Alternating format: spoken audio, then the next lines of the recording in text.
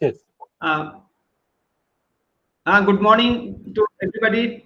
On behalf of Rajasthan Regional Chapter, Institute of Planners India, I welcome President ITPI, Dr. D.S. Meshram Sahab, Secretary General ITPI, Sri Padhi Kapoor Sahab, Key Speaker Professor Dr. N. Sridharan Sahab, Director ASP Bhopal, Prerna Khowad, Founder and Executive Director, Subhashray Housing India, and all participants who have shown keen interest for their of the professional activities on by the regional chapter during the lockdown due to the COVID-19. Directions were issued by the ITPI headquarters. In compliance of these directions, Rajasthan Regional Chapter had a theme planning for pandemic resilient cities.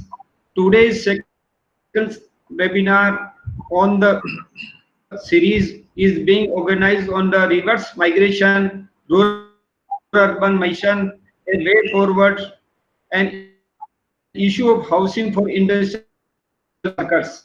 Now I request Sri Padhi Kapoor Sahab, who is the moderator for today's webinar, to initiate further proceeding. Padhi Kapoor Sahab. Sir O- Kapoor Sahab, yes. Okay. Thank you, Srimali ji. Thank you. Uh, Straight away. Kapoor Sahab, you Yeah, can start, sir. I have already started. Okay. Uh, you Yes, all sir. know that Sir. since we have organized more than 10 webinars by ITPI headquarter or various regional Yes, sir. chapters, and till now we were deliberating on the post-COVID urban planning.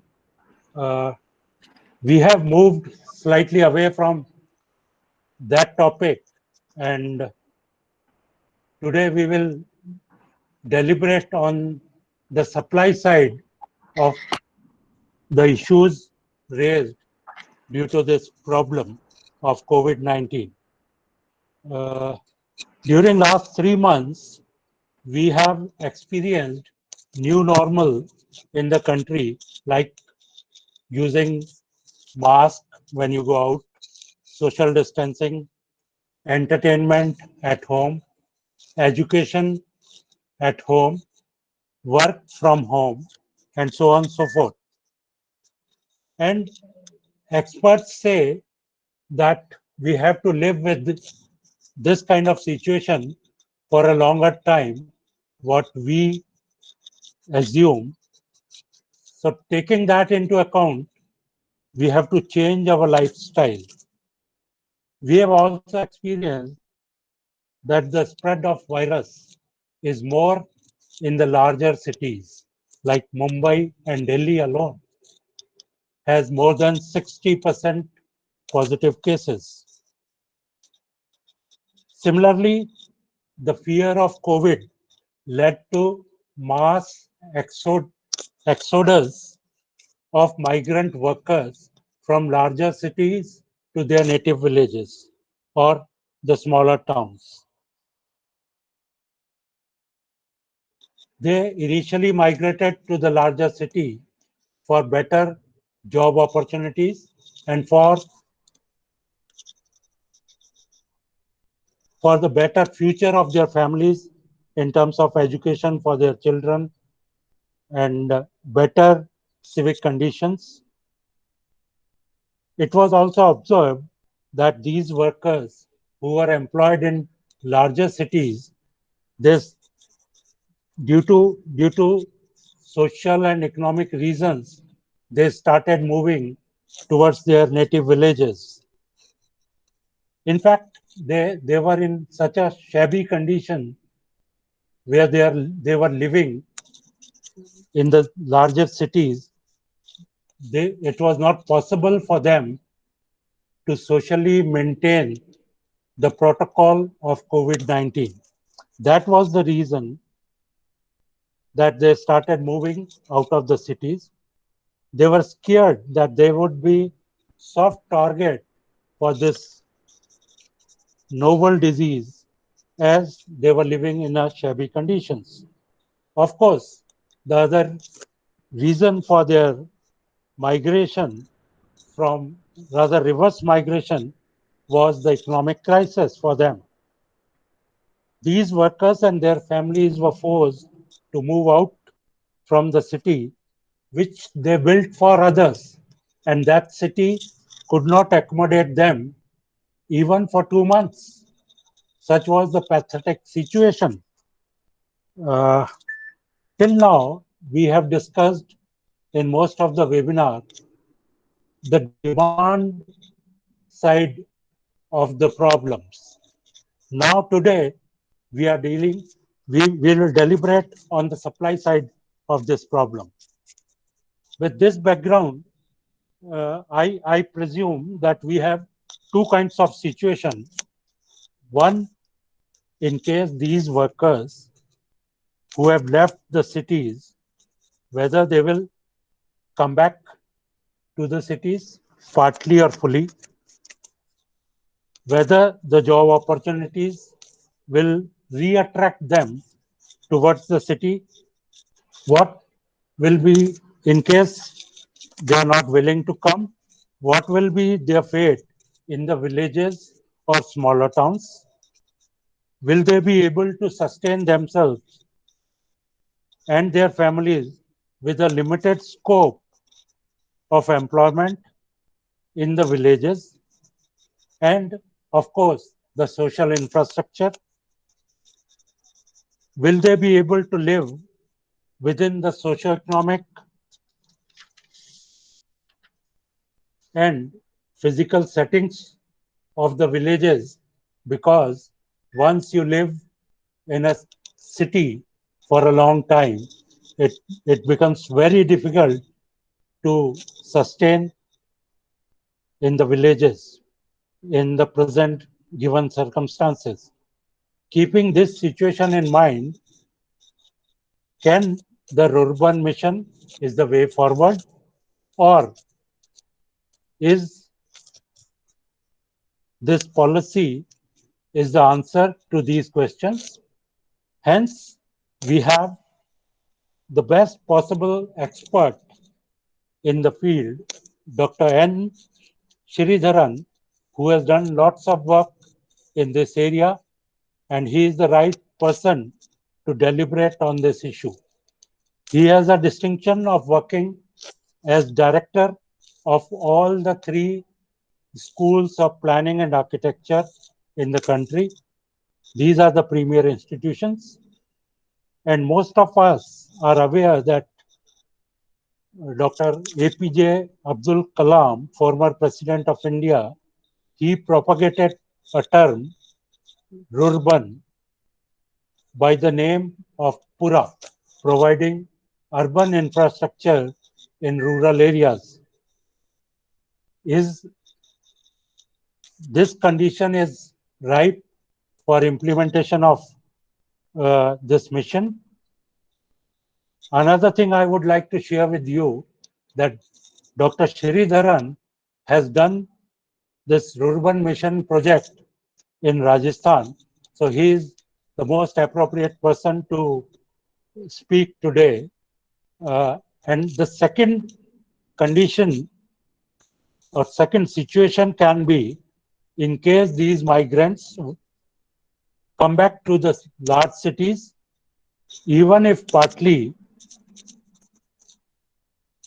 or there may be a situation that only the male members of their family, they come for the work in the cities. In that condition, what will be the situation about their housing? Again, they are going to the same shabby settlements, which we call as juggi colonies or kachi bastis, or there will be some initiative to provide them better housing with better civic amenities in future so that the city owns them. To address to this issue of housing for industrial workers or informal workers, or to the lower segment of the society. We have with us Ms. Prerna Kohad. She is founder and executive director of Shubhashray Housing India, and her real estate company has launched various projects in the state of Rajasthan, Haryana, and Gujarat, specifically for industrial workers and other economically weaker sections. So I feel that we have Prerna with us to deliberate upon the problem of housing for industrial worker or low cost housing or affordable housing for informal sector or economically weaker section of the society in urban areas. So with this, I request Professor Dr. N. Siridharan to start his presentation. Sir, you are welcome, and I'm thankful for accepting our invitation to make a presentation in this webinar. Thank you very Dr. much. Siridharan. Yeah, thank you very much, sir. I'll just upload my. I request other participants to mute their audio, and if possible, you can switch off your video so that you have better quality of presentation. Thank you. Yeah.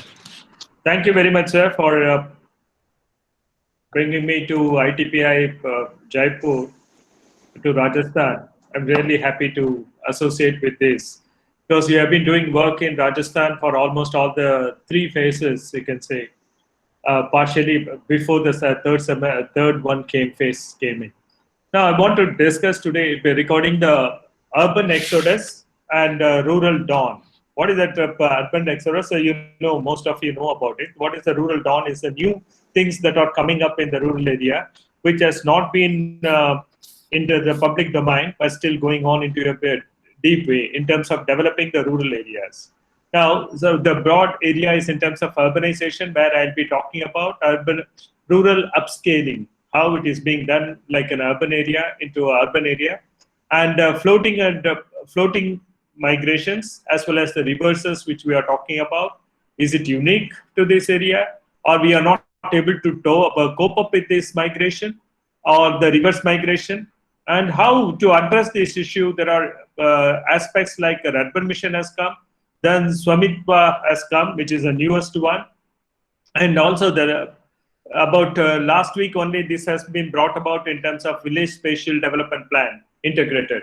Now, all these things are not new to, at least in the case of Jaipur, because they came out with 100 villages long back and then come out with the details of this village development plan at that Jaipur region itself. Okay. Now, I'll start off with this. What is in terms of urbanization in the future?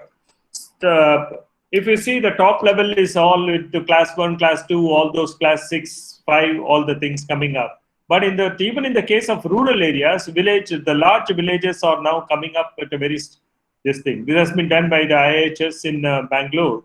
And they talked about that villages in terms of large villages as well as in the medium-sized villages are coming out very strongly.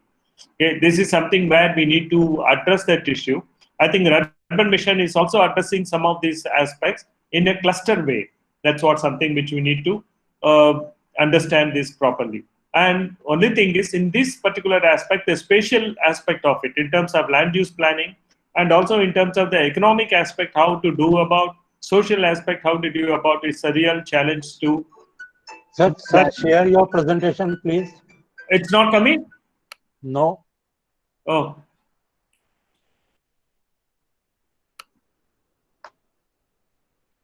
I'll just see this, sir, again. No, there's no need to repeat it. You can continue from there onwards. Yeah. It's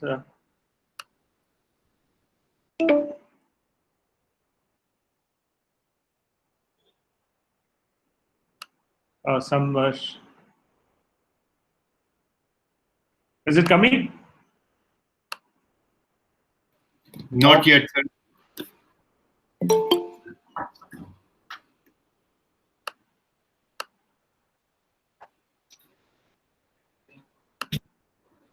There's some technical problem. I think I'll just Yeah. Now it's coming. coming. Okay. Yeah. Okay. Sir, you have shared your whole You screen. have not shared the your menu. screen. Yeah. I'll just minimize this and then I'll. Yeah. Right. That's it. Yeah. No, there's some technical problem. Yeah. Wait, Take it what it to- is in terms, now it's visible, I suppose. Yeah, it's visible. Yeah, it's a very large and large village and medium-sized village. These are all the villages across India. How these are all the things which are now emerging very strongly in terms of bigger cities, which constitute almost like a 68%, 70% of the total, almost like a medium size and big villages which are coming up.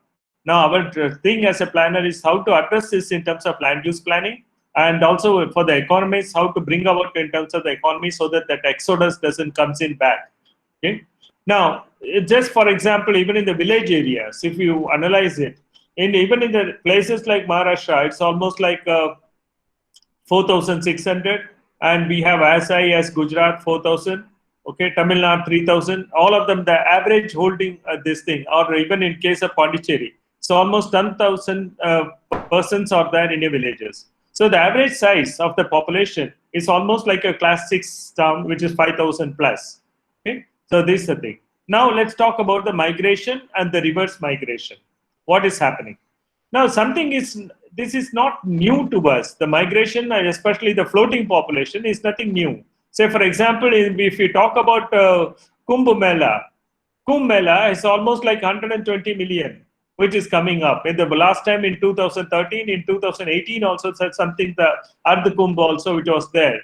In all these cases, we are able to handle it very, very effectively. Okay, it's nothing new. What is the thing is in terms of planning. In the case of Kumbh Mela, they were able to plan it up very well, and then it came out in the Allahabad or some other places, even in Ardh Kumbh. Also, they are able to handle it because they were able to plan it before. This one was such a way that we are not able to plan it properly. That's the reason. That's the difference between these two. Okay, because even that, let's say, toilet facilities and other facilities are available even in this Kumbh Mela in a very extreme way, which we are not approaching it in the case of the migrants which are coming up right now after the post-COVID.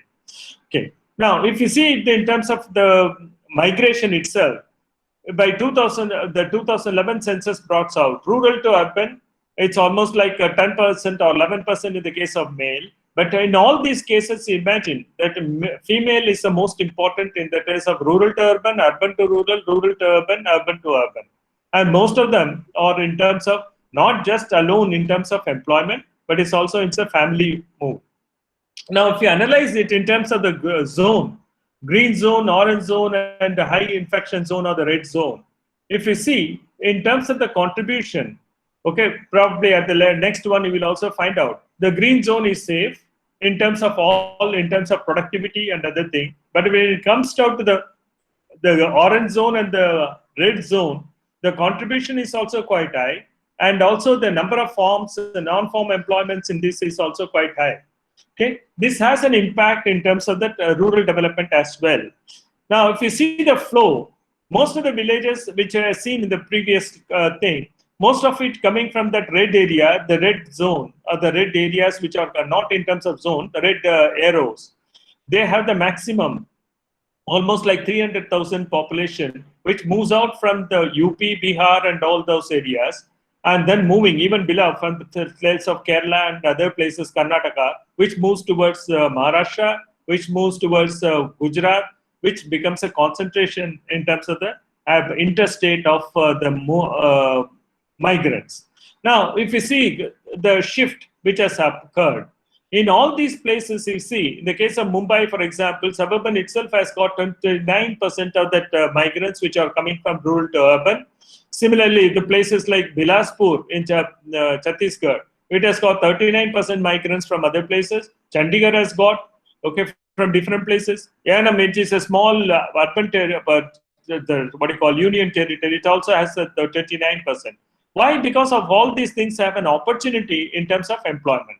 Now, there are hotspots in terms of migration also, where it is coming up in terms of from where it becomes a what do you call, the convergence area where all these migrants comes in. Now, I will just analyze this in terms of the risk of community transmission of COVID because of the spread, and also the location of the migrant workers. Okay, this thanks to one of the newspaper thing, we got, it was cloud, we analyzed it and then do that in terms of medium. How much is the community transmission in terms of medium percentage, high percentage, and very high percentage, and relation to the migrants. Now, when you spotted this all, if you see on the left-hand side, the red spots are all the areas which are the migrant workers come. One dot is equal to 100 workers. So you can see the density of that migrants which are from that area, which originated from other places after the post-COVID situation. Okay, how they moved it originally, and then how they moved it into other places which spread out across India. Now, on the right-hand side, it's also related to the areas which is talking about the green revolution area and the non-green revolution area, economic area, where it has been concentrated in terms of these things and how they moved around in terms of the economic zone. Okay. Now, why this is happening? In terms of 3 lockdown scenarios, we talked about the limited options, the limited openings. When it talks about limited openings, agriculture was one of the top most important issue, where it has to be sectors permitted function about in terms of economic activity. Then, if you talk about the other one, estimated number of non-farm activities, even in the rural area, the people are now moving towards non-farm activity, which is there in the limited opening where it has already happened. Moderate happening, how it is happening, opening, how it has come, broad opening, how it is happening, and extensive opening, how it is going to affect. If you see that limited opening itself is about 143 or the 55% of the total workers are in the non-farm sector. So our address is in terms of how to tackle this issue, even in the rural areas. That is something very, very challenging for us. Because we say when the rural area means all agriculture. No, it also relates to other, maybe public administration, maybe health services, maybe manufacturing, MSMEs, okay, even the construction, how we can bring about in that area. So that's what is about almost the 55% of the migrant people who are going to be there in the rural area as well. Now, if you see in terms of the red zone district, according to account for large share of the country's economic activity, which are coming in terms of urban. Now it is spreading towards other areas in terms of employment, both in industry as well as for the other sectors as well. Now, coming to the rural context. Now, these are urban clusters which have been come up under the RURBAN mission. All the red dots are all this, all along the national highway, state highway, all are plotted here. You know the purpose for which the Shyam Prasad Mukherjee National Urban Mission has come in. It was a cluster approach which we talked about, and most of them are about that. They started with the 300, since the 300 urban mission areas which they talked about. They are talking, I mean, what is the approaches for this? One is in terms of economic activities in terms of skill development, agro processing, agriculture services. Okay. Then second thing is in terms of digital amenities, in terms of full digital literacy, e-gram services which has happened, and in terms of basic amenities, in terms of 24/7 piped services, piped water supply system, then individual toilets, solid waste management, and then inter-village road connectivity, LPG gas connection, and social amenities in terms of upgradation of schools, health, family, etc. All these things. These are all from the sources are available from the RURBAN mission site as well. Now, out of this, there are many special, best practices which are available. But some of the areas which are not much developed is in terms of digital amenities. Suppose we are going to have the COVID in proceed for the next, let's say, 2 years, 3 years, then this digital amenities have to be increased further. Similarly, in the case of social amenities, again, it has to be increased in terms of health facilities and school facilities, which needs to be there. Whereas in terms of basic amenities and economic activities, slowly it has picked up very well in many of these 300 clusters which has come under the RURBAN mission. Now, this is how it is happening. You see that on the top side, total investment, convergence, as well as the CGF which has come in. The basic amenities are going up very well. But when it comes to the social amenities and digital amenities, it is growing up a very, very less. Okay, how this is coming in, convergence factor, everything is given it here. Now, in the case of RURBAN, as in the case of Rajasthan, I covered only the phase 1 and phase 2, and the phase 3 we are not covered it because it's now in the process. Now we covered in that many of these area, the spots you can see where it has come up here. Okay, within this also, it's interestingly there are 2-3 places which have become like Butsu in Nagaur. Okay, they have become a very what do you call best practices for the Gogunda in Udaipur. They have become best practices in the country as a whole. That's something very, very important, that because in most of these places where we have done a very detailed work, you can see some of the work which we have done. And we went into this prioritization of needs at that various villages level, because some of them are having, say one cluster has got almost like 17 of them, some of them have got even 53 villages, and the GP level, it has been at a different level. So we went into the details. So what is their priority, whether they require this kind of something, that means the people, what they require, and how they address these issues in terms of what they want from this. And then we transmitted them to the state government, and state government in turn discussed about this in terms of funding from the central government.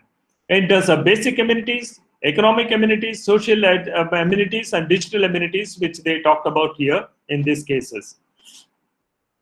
Now, these are all the example. In the case of Nagaur in Butsu, okay, that is a 24/7 water supply system have happened with the piping infrastructure development of pipe to water supply in Butsu. They went into detail and then they developed it in fully. And the case of another place, Udaipur in Gogunda, which is not very far, they went into bus stand development and also the road development to reach this bus stand, because that's also become a very important issue to take it up there. Okay, this based upon the one with the people wanted at that level. Okay, now we'll go into another issue which is very, very important, because okay, this RURBAN mission started long back. Now the latest one which they talked about it in terms of Swamitwa, which is talking about the scheme, probably we are not aware as planners. There is more than 6.2 lakh villages which are being mapped by the Survey of India. Okay, and they go on into details in terms of where it is going to be. Okay, so they are facing it between 2020-21 to 23-24. All these 6.62 lakhs, you can say, is covered in the various cases. And within this, all these villages are being done through drone. Okay, through drone technology. They're first to start off with, they're talking about 945 villages across 12 states. Okay, in which we are also partner of it. We developed with the School of Planning and Architecture, Bhopal. We did a preliminary work in terms of spatial development plan for a village. That became a model for this particular thing to different 12 villages, 12 states, and covering about 945 surveys, the GPs they are talking about. And out of this, 1,01,097 villages are going to be taken up by almost like 12 institutions across India.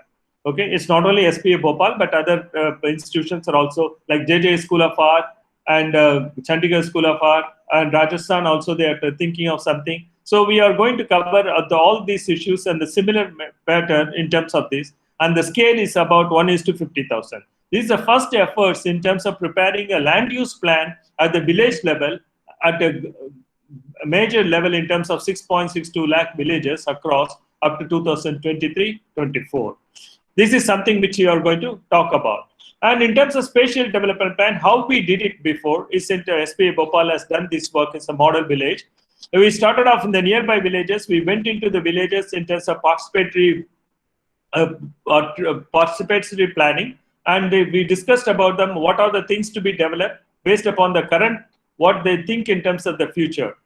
And also we discussed in terms of what level and what people, what kind of age group, what they want for the future, like education, then digital technology, like what the RURBAN mission has come out, how it is talking about. And it's also another interesting aspect of this, most of these are located in the national highway or the station, state highway, and the population is also between 5,000 to, even we start with 1,000 and goes on up to 10,000 rural villages. And the cluster as well as the individual things we are talking about, and how these villages, 975 villages, will be developed in terms of land use planning. Plus, the economic planning is also considered within that. Social infrastructure is also considered in this in terms of land use planning process. These are all the most of the issues which you are talking about in terms of the rural development, which are up to date, what is happening, and how we are going to talk about in this whole issue. Thank you very much. Thank you, Professor Sridharan. Briefly, I think you have covered almost everything what was envisaged in the theme for the day. You have touched the point, RURBAN mission, which provides for basic amenities, economic activities, social amenities, and digital amenities. And I think that this should suffice for the sustainability of the migrant workers who have come back to their native villages. Now the question is, in case these migrant workers partly or fully they come back to the cities again in hunt of better job opportunities and better facilities for their families. So how we can provide them affordable housing with the better civic amenities. Now I request Ms. Prerna. She is, again, I will introduce her for those who have joined us a bit late.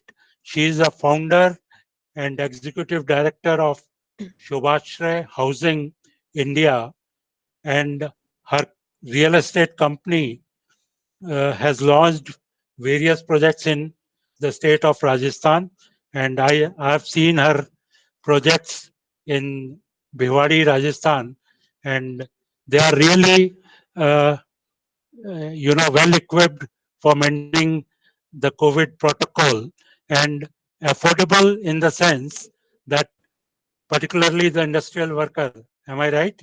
Industrial That's right. workers, they are accessible to them within their the financial limits. So without taking much time, because in the last today's chief guest, Dr. Meshram, he will give the concluding remarks.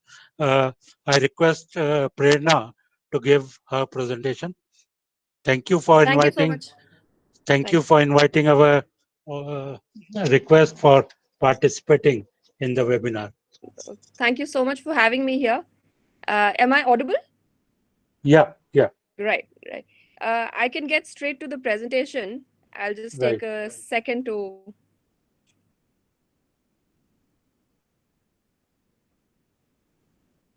get my presentation.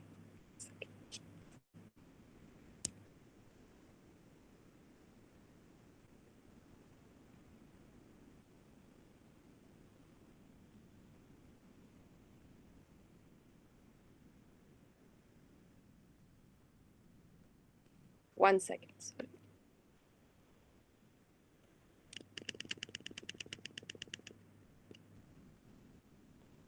Yeah, is this visible? Your screen is visible, but not the presentation. The presentation is not visible? No. You redo it. First open your presentation in the window. I'll just Then do you that. can share that window.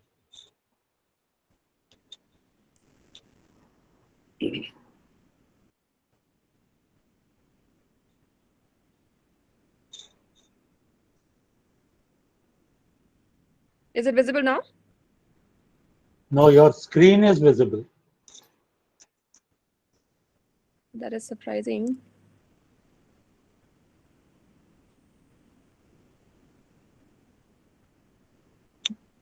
I'll just stop presenting and then do it again. Do it again.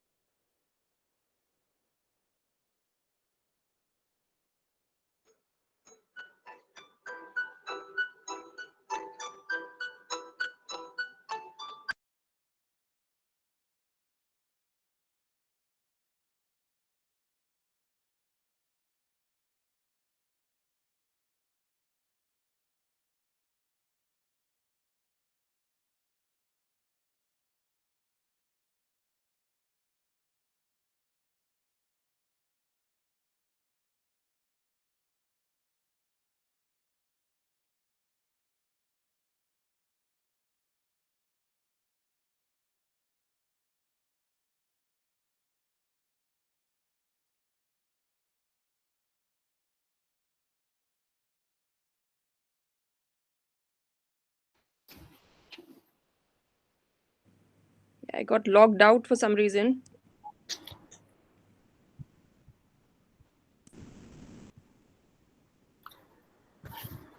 Ma'am, do you need any help?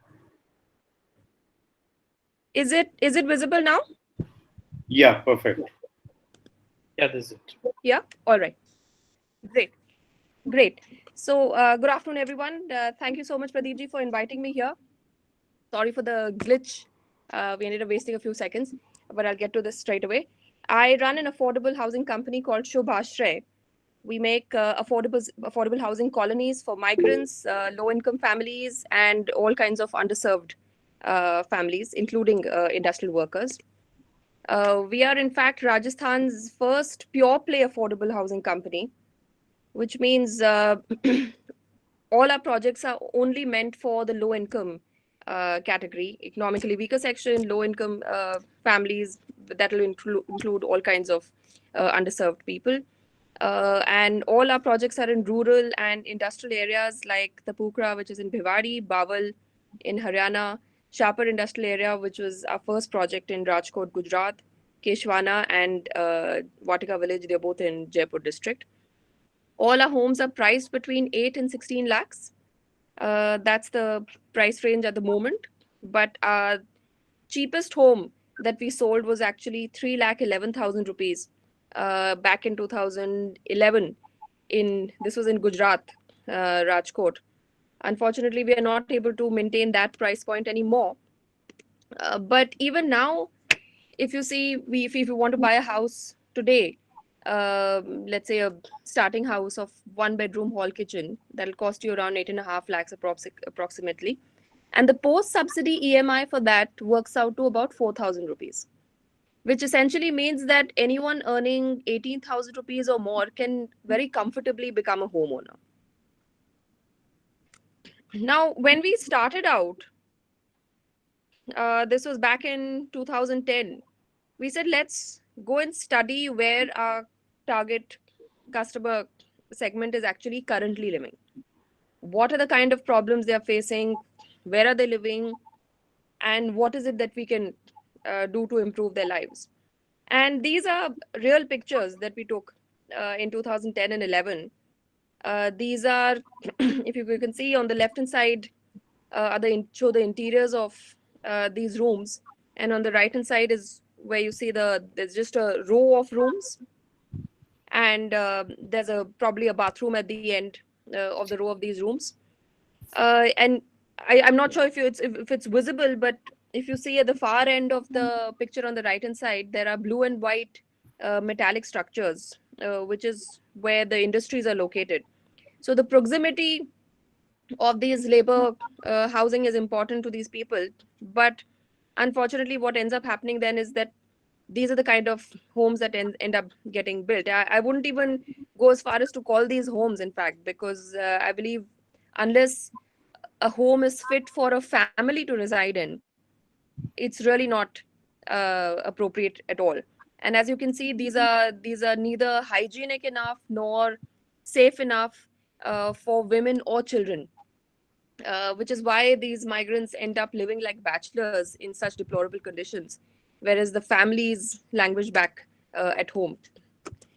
And so we decided to draw up a list of things which we thought should form the bare minimum of a housing colony, and to see if we could create a higher benchmark of living standards. And this is the list that we came up with, and I'll walk you through each of these in a moment. This is the colony that we built in Rajasthan. This is the first project in Rajasthan. Before that, we had built in Haryana and Gujarat. Home prices were again at about 7.5 to 8 lakhs starting over here. We have about 500 homes in this colony. This is in a small village called Ishroda on the outskirts of Bhiwadi. As you can see, it's a gated colony. There is CCTV monitoring. There is a guardhouse on the left-hand side, and it's completely secure. We have a lot of open spaces in the colony. There are the wide paver roads, drains on the side. And internally in the company, we joke about how our homes even back then were built for social distancing, even though the pandemic hadn't hit back then. But you can see the idea is to create a lot of open spaces for the families to spill over. So a lot of my customers, in fact, a lot of my women customers, in fact, have told me that living in Shubhashray is a dramatically better experience, not if not for anything else, then simply for the luxury of being able to watch your children play right outside the house. So the women will be standing in the balcony, drying their clothes, doing their household chores, and still be secure in the belief that the children are taken care of, because it's a gated colony. B, there's a lot of space with between these homes to play. Even elsewhere in the colony, we have a lot of open spaces and playgrounds and landscaped gardens for children and families alike. One of the reasons we also make the roads very wide and spacious is so that school buses can go or come all the way inside to drop and pick up. That's another feature, making the colony more secure. We also have daily convenience shops on each of the sites. Both the people you see in these images, they are the gentleman on the left is a resident of our Keshwana project, Keshwana industrial area, which is close to Behrod in Rajasthan. And the woman on the right, she's from our Bawal project in Haryana. Her family had purchased a home first, and after moving into the colony about a year after that, they started a shop inside the colony itself. And so they've effectively managed to double their income just by running this shop. We try to do as much for the ecology around, and so we have rainwater harvesting pits functional in all of the sites. 1/3 of our street lights are solar powered. We have a sewage treatment plant in each of the sites and double plumbing systems so that we are able to reuse most of the wastewater. There are a lot of activities for children. This is a picture of a learning center. We have a learning center in each of our colonies, and we provide where there is a children's library, a computer lab for the children, and on the left you see there are tuitions going on. We provide free tuitions in math and English. And the surprising part is that we actually did not need to do much. Simply by virtue of there being high occupancy in the colonies, the teacher sitting over here is one of the residents.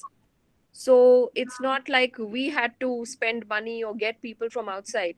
The colony mobilized itself on its own and decided to do this. We simply gave the infrastructure and gave a couple of ideas for them to get started. But it just goes to show if there is high occupancy and if there is community participation, everyone stands to benefit. And like I was saying, we believe firmly in the fact that a house is made a home only by the presence of the woman of the family and the children. If men start living all by themselves like bachelors, which is what ends up happening in most of the industrial worker housing provided by factories, then they end up living in like the way it's shown in the slide earlier in the presentation. And so there's a lot of focus on community participation, community activities for children, for women. And that's the only way we think that even this reverse migration issue can be taken care of. If the families live with the workers, there is a far higher chance of them being able to establish themselves in the new adopted city, and reverse migration not being a challenge in the future. We also look after our laborers and their children, the people who help us make our homes. So we provide, each site has a creche. We provide free nutritional meals to the children every day, twice a day. In fact, sometimes even thrice a day. All the festivals are celebrated with them. We show them movies. There's a tutor that we pay for that who lives on site and teaches them basics of math and just becoming literate. And coming to the urban context, since that's the topic of the day today. As you can see, 50% of the goals can be met by providing organized housing in these rural areas.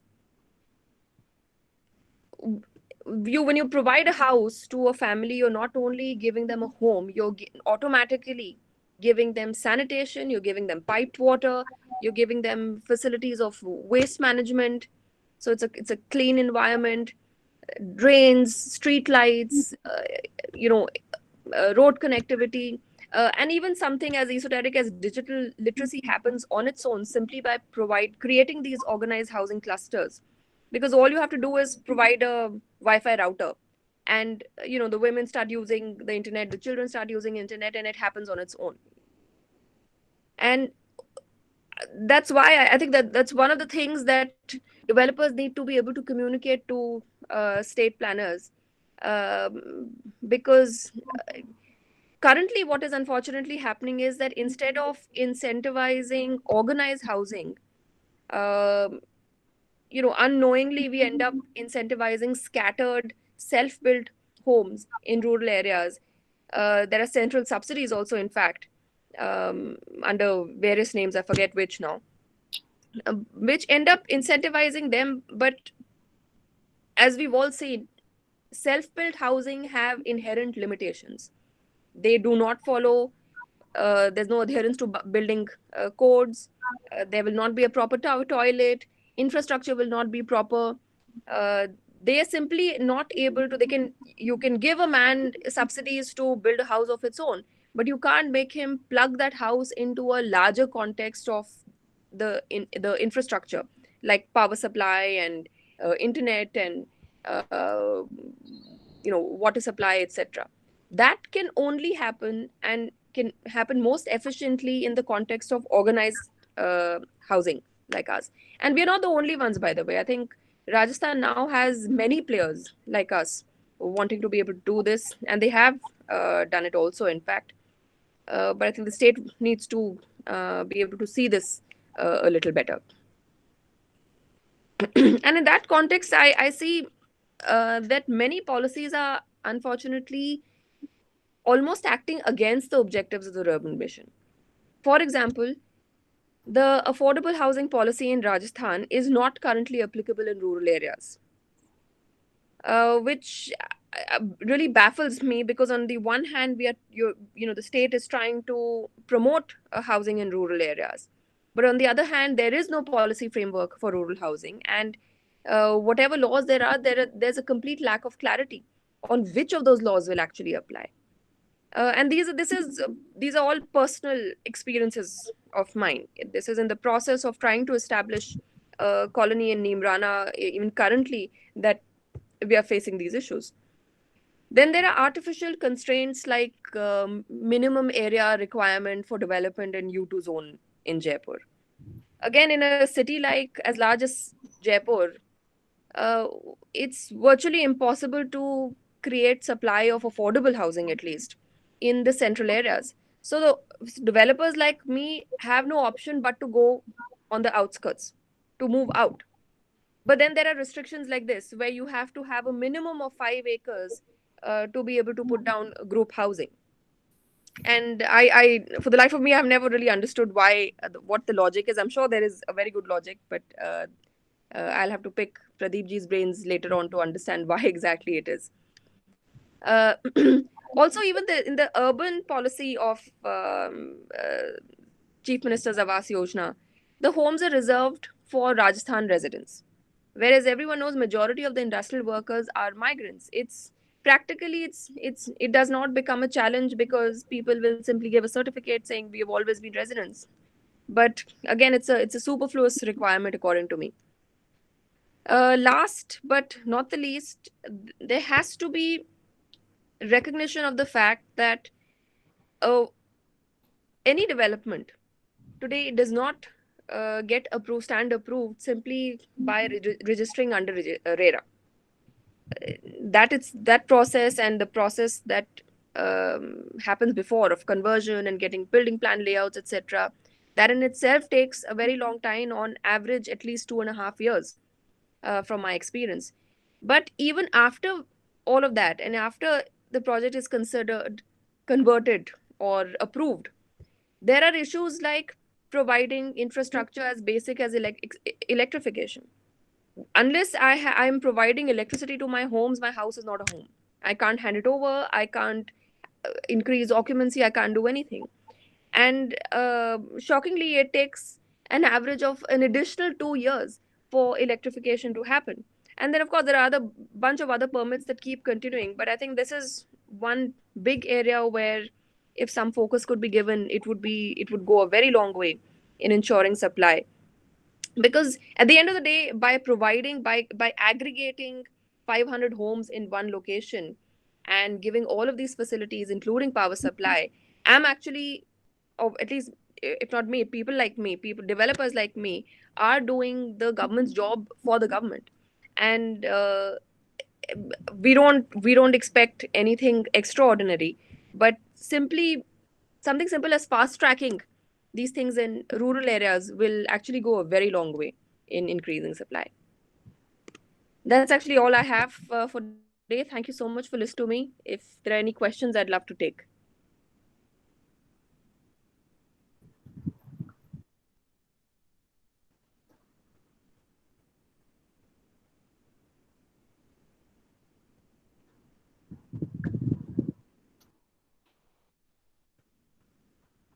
You are on mute, Pradeep ji.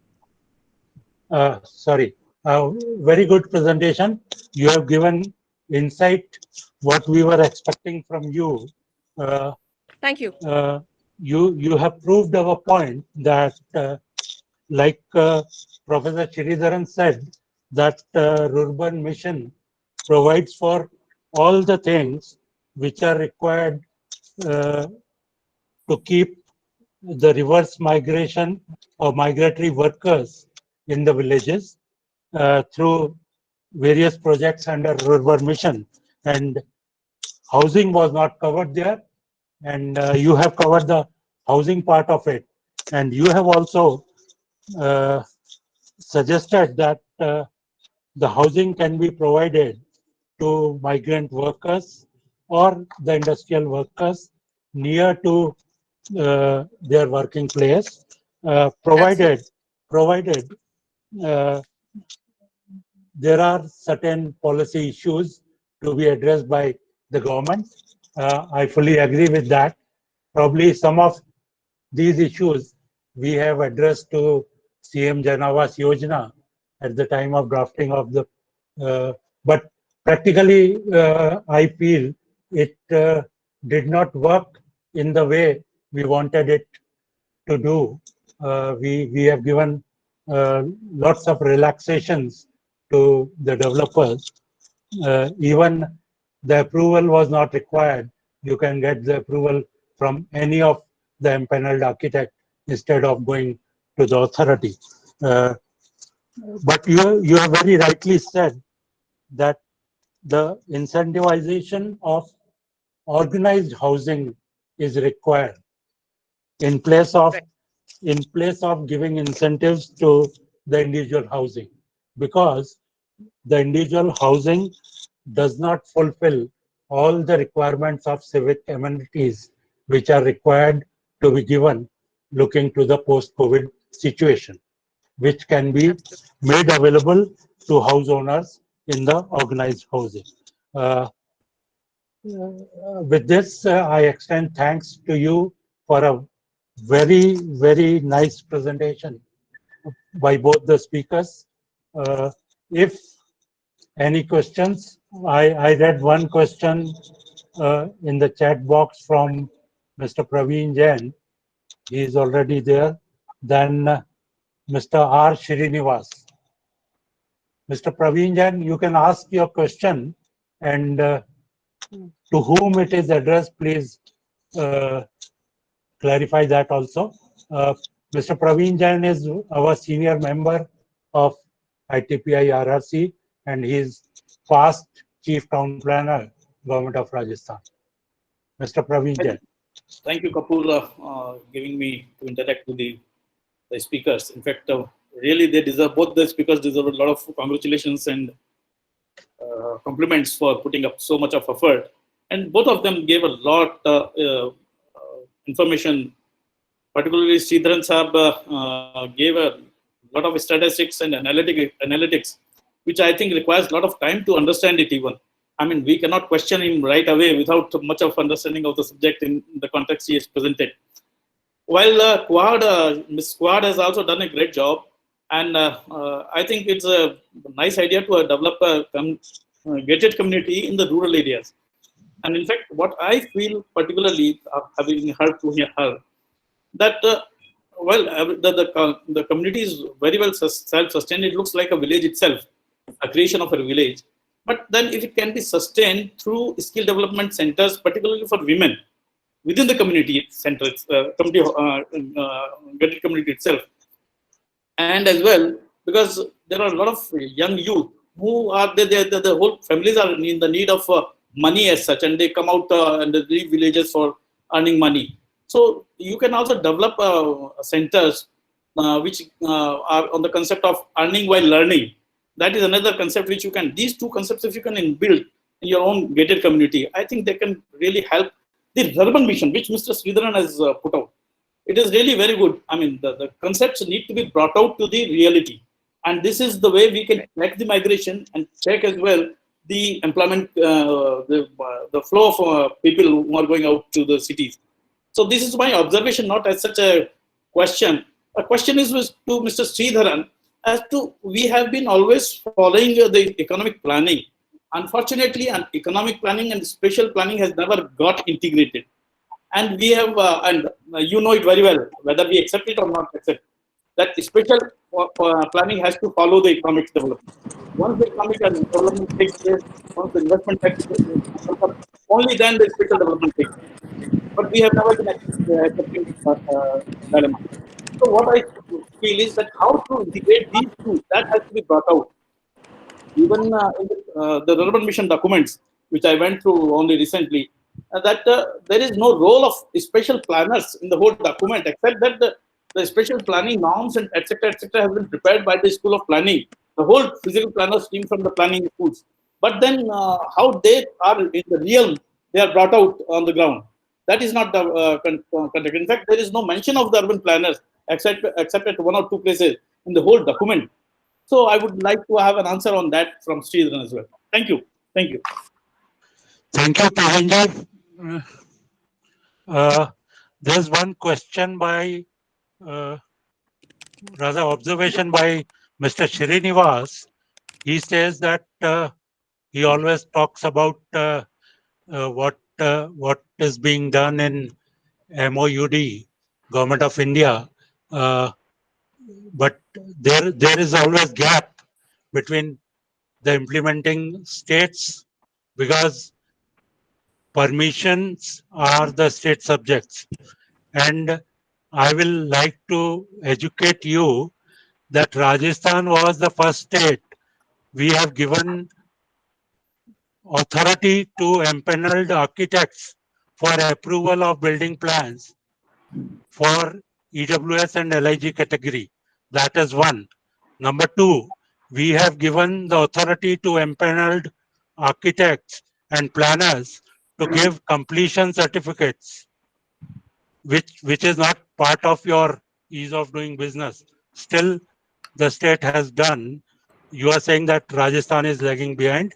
So I wanted to put to your information that we are much ahead or equal to other states. Sir, I was responding to Prerna's presentation. No, Because that issue is different. That issue is different because the conversion of agricultural land from agriculture to non-agriculture, it's not part of Urban Development Department. We are guided by the rules of Rural Development Department. So we have to abide by them. In spite of that, we got the amendment in Rural Development Act to the extent of giving permission for NA in case of affordable housing projects. Not for all, but at least for affordable housing projects. They need not to go for NA as per the rural policy or rural act. I think we'll State have to. Revenue Act. I think, State sir, Revenue Act. We have sorry got for that interrupting. amendment in State Revenue Act to the extent of affordable housing. They need not to go for conversion of agricultural land for non-agriculture purposes. That is the one. If you have any other Yes. comment, I think, sir, please. we are monitoring the entire online building system pan India, wherein 13. I have already written 13 states have done. I mean, excellently, wherein they have not only done away with the this physical submission of building plans, they have also done the integration. Now, kindly, my humble request would be whosoever is in the building plan approval process, the nodal officer has to see the Mumbai model, Delhi model, Andhra model, and Telangana model, how they have done. As per our records, still all the municipal corporations or local bodies have not been integrated to the single platform. Of course, that is very appreciable that. Srinivasji, in this issue, one size cannot fit all. Yes, correct. But how you can see you sir, should realize that there are urban local bodies who have not funds to pay for even their employees. Their basic function is the solid waste management, and they cannot pay for that. They don't bother for upgrading their approval of building plans or ease of doing business. So that point is very well taken, and in fact, it is appreciable that architects have been empowered to, empowered to give the approval of the building plans. But at the same time, sir, urban local bodies have to, the ministry is strongly advocating that urban local bodies should have, their own way of resource mobilization. I mean, those days have gone, that urban local bodies cannot generate the resources. But anyhow, excellent presentation by Prerna Madam as well as Sridharan Sir. I wanted to add more on the urban mission, but I think time is limited. Maybe other speakers can. No, you can speak for another 2 minutes. No, that's fine, sir. I already raised my. I request Prerna to respond to my. Sure, observation. absolutely. So there are two things. One, as Praveen ji had pointed out, that we should be providing skilling workshops. We actually, in fact, already do that. As part of our learning center, we have provided a dedicated area where women can even come along with their small children. So there's an ante room where the children get taken care of. There are enough toys, and it's been child-proofed, that whole area. And inside there is a sewing machine room, there are accessories, dedicated space where women can get together. This has multiple effects, not only on their their earning capacity, but we've seen their psychological health, their mental health. There is a tremendous benefit. In this category, unfortunately, there are many instances of a lot of frustration in the households. So the men will be alcoholics very often. There'll be a lot of physical abuse cases. Those social issues unfortunately do exist, and this community participation and a dedicated center for women has I think it really helps tremendously. So I think excellent suggestion. Thank you so much. On the approval side, I would actually have to agree with Mr. Srinivasan. While Rajasthan has done a fantastic job, and we were the pioneers in creating an affordable housing policy, which is why, if you see in places like Jaipur, there is a tremendous supply of affordable housing. A lot of the construction has, in fact, even happened. Where we fall short is the in tackling the red tapeism. Even before I have to submit my plans for building layout approval, etc., the conversion process in itself is a gargantuan task. It's mind-boggling. On an average, it's taken me. We've got about 6 projects under our belt now, and so we've got significant experience, and we've got 3 other projects under approval. It's taken me upwards of 3.5 years simply to get it converted. Even in an area like Jaipur, where we would have expected things to move much faster, our Jaipur file we actually physically went and counted. It went through 200 desks simply in the conversion process. So even though there are very well-meaning people, very well-meaning officers manning these approval desks, the system and the laws around it and the general culture of fear is so strong कि वो एक तो impression है कि developer है तो चोर है, तो इनका तो काम अटकाओ, कुछ नहीं होगा. That unfortunately is a very sorry this thing, because there are people, and I'm not the only one. I'm not speaking about myself alone. There are a lot of people like me.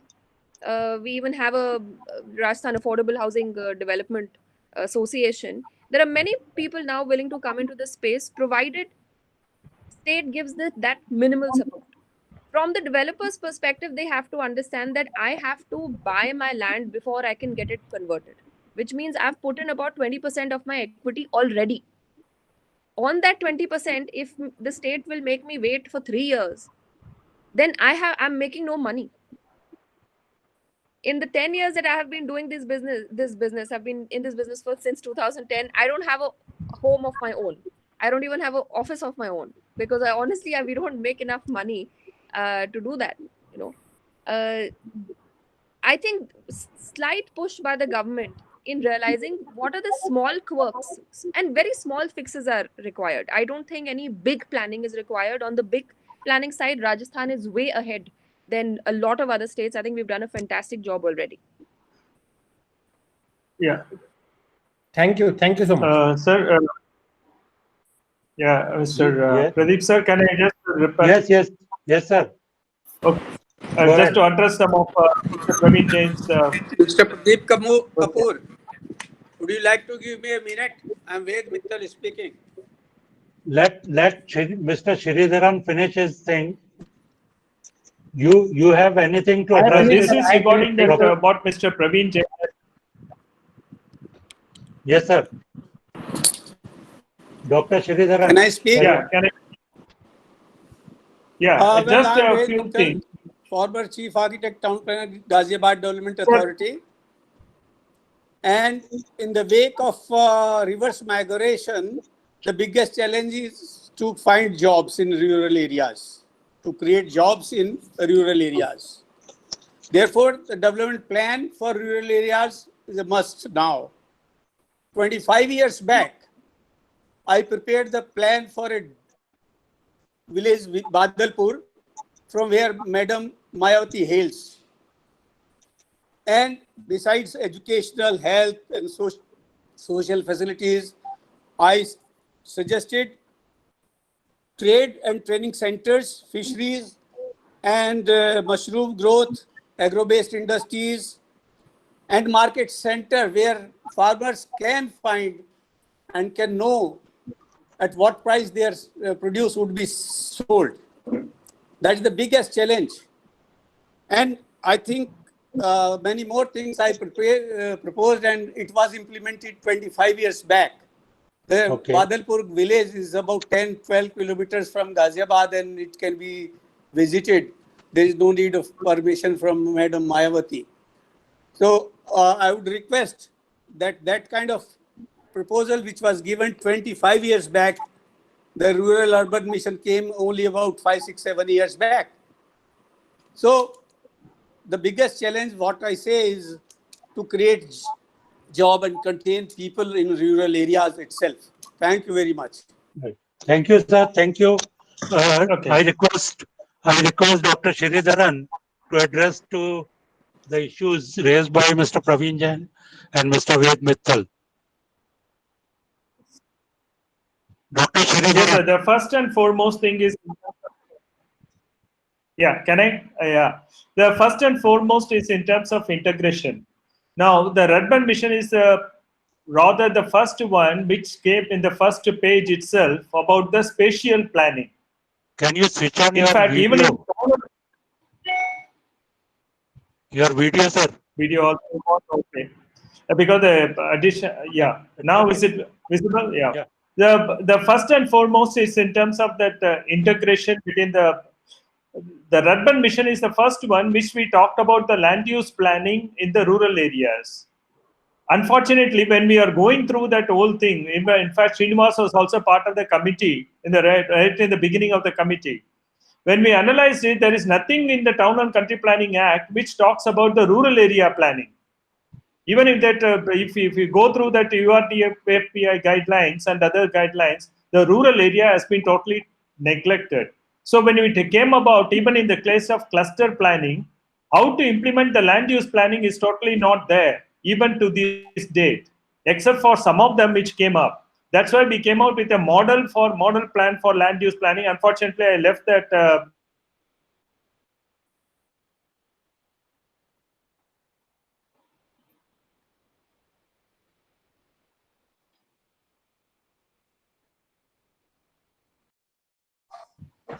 spatial planning. That is one thing. And Mr. Ved Mittal was talking about that he prepared about 25 years back. Way back in 1965, 67, okay, again, SPA Delhi has come out with a detailed planning, village planning, under the Ford Foundation. In fact, it is there even now in the library. It is available in SPA Delhi library. So they came out with that. Fortunately, again, as a planner, we are concentrating mostly in terms of urban. We are not going beyond that. In fact, even in terms of education, we are not giving them much impetus in terms of rural area planning at that level.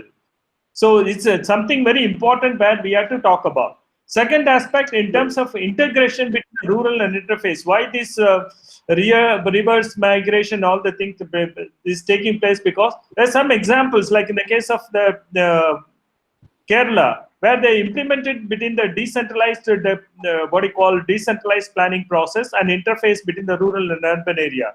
There we have good best practices available, but the thing is, how do you replicate it and then modify it to the local level? That is something very important challenge for us.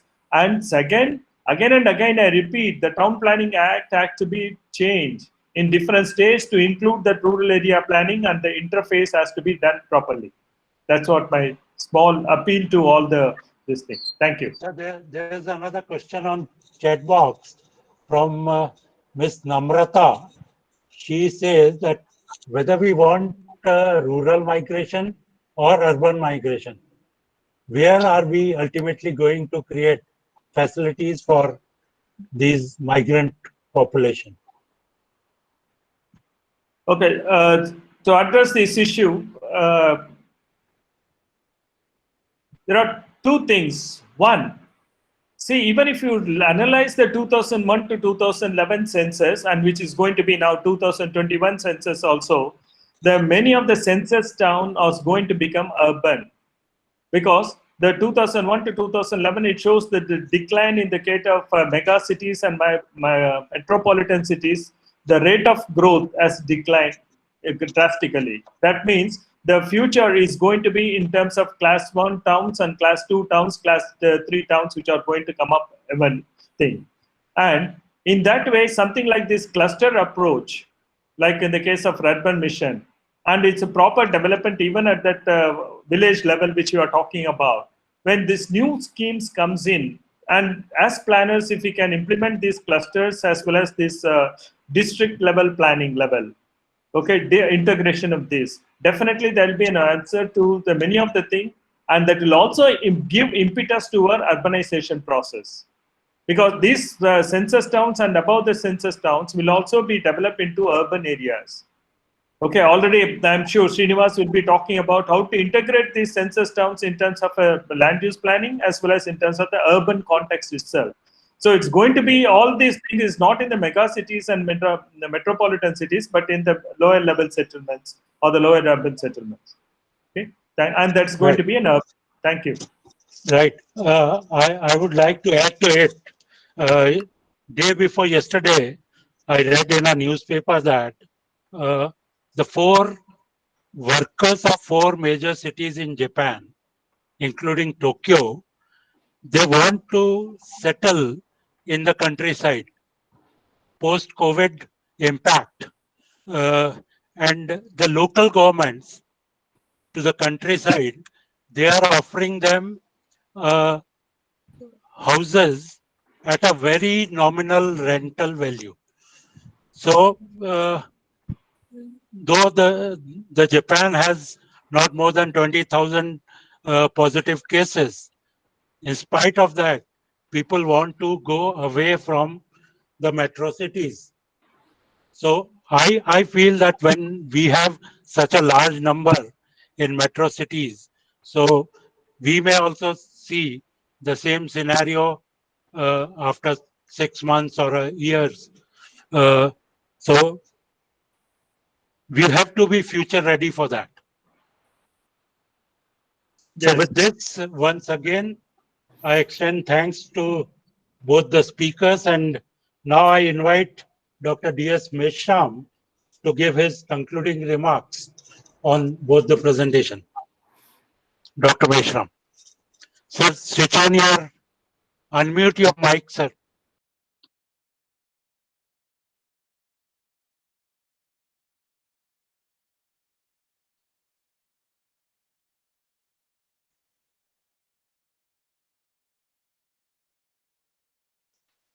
Yeah. Okay. Yes, Can sir. you hear me now? Okay. Yes, sir. Thank you, Kapoor sir. Thank you very much. A very good webinar has been organized by the Rajasthan Regional Chapter, focusing on two very important issues. The first one is reverse migration, colon, is urban mission a way forward? That was the first. And the second area which was focused is the issues of housing for industrial workers. A very important issues. And this has been hosted by Shri S.K. Shrimaliji, Chairman of the Rajasthan Regional Chapter, moderator of course, Shri Pradeep Kapoorji, Secretary General ITPI, and very important two key speakers, very versatile key speakers, and those who have given a very elaborate presentation. And the only thing which I really would like to appreciate is that they have not exceeded more than 20 minutes, which was surprising for me also. When Sridhar spoke, I thought he will be taking more than 45 minutes, being a teacher. But then very well organized, very well structured, really very good.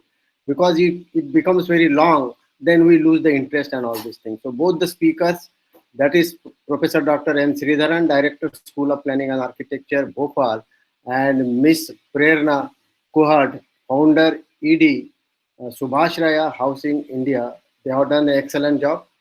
Well, I will not like to touch upon the issues which are local issues because I am not very much aware as per the local conditions at the Rajasthan and Jaipur are concerned. But there are the issues which are wider issues which we definitely would like to touch. And in addition to that, there are certain questions which were raised and there were questions and answers were also given. So I would also like to comment on that also. The first one is that the Secretary General Sahab has said that there is a mass exodus from larger cities to their hometowns. Yes, of course, due to that Corona, COVID-19, right? Good. But as far as the migration and specifically the reverse migration, these are the two important issues. First one is the migration. When we used to prepare the development plan for any of the town, we used to face the problem that the migration is taking in a large scale to our larger towns and all these things, and that is why we are really facing that particular problem. How do we tackle this particular issue or the large migration to the larger towns? But now another issue has come, that is the reverse migration. So I have got 2-3 issues on this specific issue. First one is that should these migrants which has gone back to their rural areas or maybe to their urban areas from where they have originated, are we expecting that they should come back? And if you are expecting that they should come back, then I have a question, why should they come back?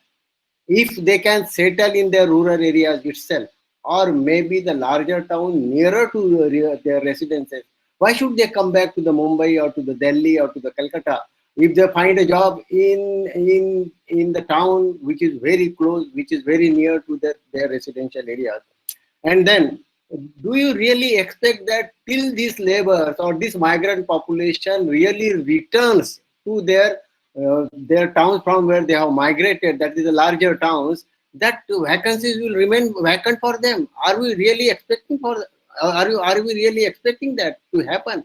I have got my own doubts because the people will not wait that the people, those who have gone back to their rural area, will again come back and they will resume their jobs and all these things. This is a very great question, and I don't know whether there will be any possibility or not. And then if they get a job nearer to their town, perhaps, or that particular problem which earlier you used to face as far as the migration is concerned, that will be automatically tackled. And that is what we should encourage, that wherever they have gone back due to the river migration, maybe in the rural areas or maybe in the urban areas, we should try to settle them there by offering them the job. That should be our approach. As far as the presentations are concerned, Professor Sridharanji has given a very excellent presentation, very brief presentation, but a very pointed presentation has been given by him. And he said that the larger villages and medium villages are coming up in a very, very strong manner. And then there was an issue, how do we address the spatial planning as far as these larger villages and medium villages are concerned. He has also brought into the focus the another scheme, that is Swamitwa, and this is under which about 6,62,000 villages are being mapped in the scale of 1:5,000, and this is really a very interesting thing. And that is what somebody has asked the question as far as the village planning is concerned. And Professor Sridharan has already given that yes, it is a matter of the concern to the government of India. And from this Swamitwa scheme, definitely they are going to plan for the rural areas. Prerna Madam has also given a very excellent presentation, and she has said that they have studied the target group segment, specifically what are their requirements, what are their lifestyles, what is that they are expecting as far as their houses are concerned, and then they have given the alternative. She has also said that the cost of such an excellent house is only 7.5 lakhs. And that too in the gated colony. But perhaps if I am not wrong, that what she was told about the urban areas, I really don't know if she can also do the same types of the exercise in the rural areas also. Perhaps cost may be decreased because the cost of the land will not be that high as far as the urban areas is concerned, and then cost may be reduced. And the excellent thing what she has really said, and I have noted specifically, is the double plumbing system. And that is what I will always like to propagate. The reason being, we waste so much water as far as our washing machines are concerned. So can we not really recycle? And if she has done that, really excellent example, and that is what is required to be followed as far as the double plumbing system is concerned. And she has also provided the spaces for the community facilities and the community involvement. That is what we are expecting as far as the social distancing is concerned. If she has done, really, that should be an example which can be followed as far as the Rajasthan is concerned. Not only the Rajasthan, why can't it be followed in the other places also? There were the questions, and very typical, very questions which I was also the student at that time. Also, these questions were asked. The first one was, there is no synchronization between the economic planning and the spatial planning. This is the question people are raising for last 60-80 years. I have been noticing that, and it is still not resolved. And then it was specifically mentioned in our schemes, the role of the planner or the name of the planner has not been mentioned. And so is the case with the architects also. Name of the architect is also not mentioned. Name of the chartered accountant is also not mentioned. Name of the engineers is also not been mentioned. But we have to really prove that our requirement is there by acting something and showing to the government that unless and until planner is there, this work cannot be done. And unless and until we prove that, the government will not add as far as the planners are concerned. And we have to really seriously address this particular question. How do we associate with the scheme and show them, demonstrate to the government that if we are involved, the scheme will be implemented in the proper and orderly manner, and the scheme will be success if the planners are involved. Unless and until we demonstrate this particular aspect, we just cannot expect that the government is going to listen to us. As far as the rural planning is concerned, lot many has been said. Mr. V.P. Mittal and Professor Dr. Sridharanji has also said that they have also taken the initiatives as per the School of Planning and Architecture Delhi is concerned for rural planning. But then my simple answer to this is that why you are forgetting that there is a 74th Constitutional Amendment Act is there, under which you have to prepare the district plan. If you have to prepare a district plan, not only the Nagar Panchayat, but the rural Panchayat plans are required to be detailed as per the DPC is concerned. And so is the case with the Metropolitan Planning Committee. There also not only the Nakar Panchayat master plans, but the Gram Panchayat master plans are required to be detailed. It means that there is no need that we should say that only the Town and Country Plan Act is changed, then only it can be done. Definitely, here is a act at the national level. 74th Constitutional Amendment Act is there. They are trying to detail the Nagar Panchayat and Gram Panchayat plans at both the level, district level, and also at the metropolitan level. And this is really to be followed in the way this has been conceived as per the 73rd and the 74th Constitutional Amendment Acts are concerned. With this, I am thankful to my colleague, Shri Pradeep Kapoorji, giving me the chance to participate, and of course to Shri Maliji because it was an excellent thing, and you have stick to the time. That is really interesting, because yesterday I was in another webinar and people start speaking for the hours together, and then we lose the concentration. That is what excellent thing your Rajasthan team has done. Kindly keep it up. Thank you. Kindly give a good hand to my colleague Shri Pradeep Kapoor and Shri Maliki. Thank you very much. Thank you, sir. Thank you, sir.